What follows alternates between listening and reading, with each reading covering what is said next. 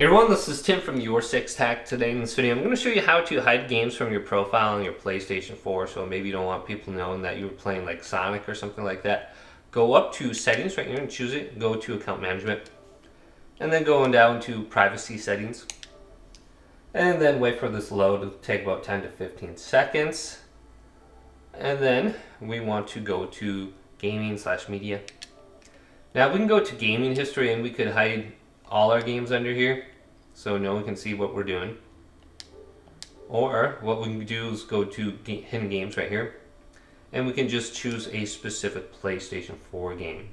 So if we want to hide just Grand Theft Auto, boom, go to Confirm, and that will be hidden from your profile so your friends can't see what you're doing under there.